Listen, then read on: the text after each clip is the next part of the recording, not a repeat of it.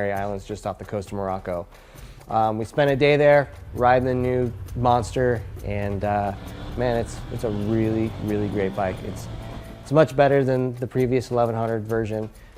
They've basically taken it to a whole new level.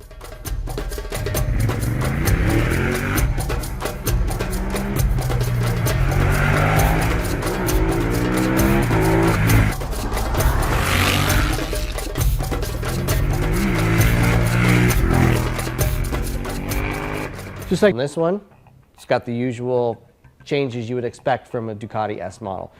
Olin suspension, front and rear, carbon fiber bits, got machined wheels rather than the cast wheels, more horsepower model, 145 horsepower, and you get 5 more foot-pounds of torque. And that's the one that we got to ride out on the roads of Tenerife. The course of in-town riding, uphills, downhills, really bad pavement, really good pavement, tight turns, wide open sections, and overall, it performed impeccably. Just a little background on the new 1200. It's got the Testostretta motor in it. Gone is the air-cooled 2-valve motor. Now you've got the modern superbike motor. It's basically based off the one off the Multistrada 1200. It's got a little more compression, but instead of having 56mm throttle bodies, it's got 53mm throttle bodies for a lot more low-end grunt rather than top-end power. The engine itself, it's really torquey, it's really fun. You can lug it all the way down to it seemed like 2,000 RPM, twist the throttle, and it would just pull itself out of that hole.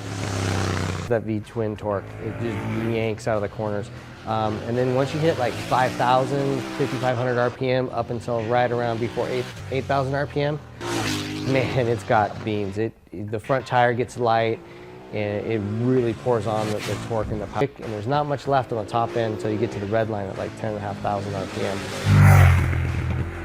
So you just short shift it, you torque it around, but at the same time, you've got that extra over rev that you used to not have in the old bike.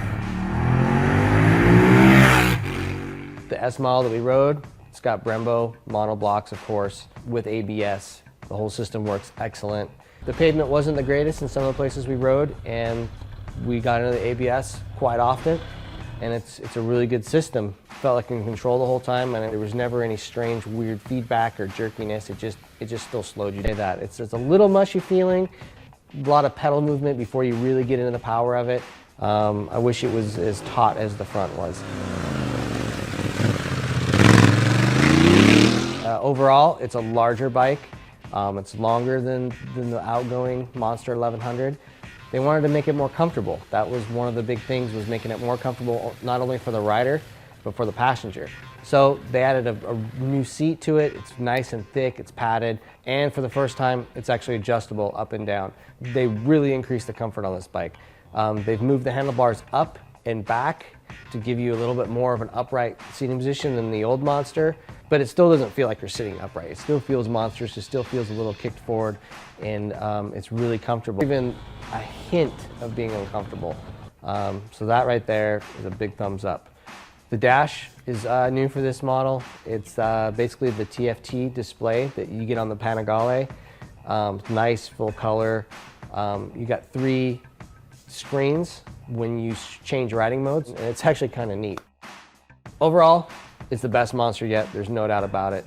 Yes, it doesn't have an air-cooled motor anymore. Yes, it's more complicated, and that might put off some of the real hardcore Monster fans because the Monster's always been simple and the everyman's Ducati, but even to date.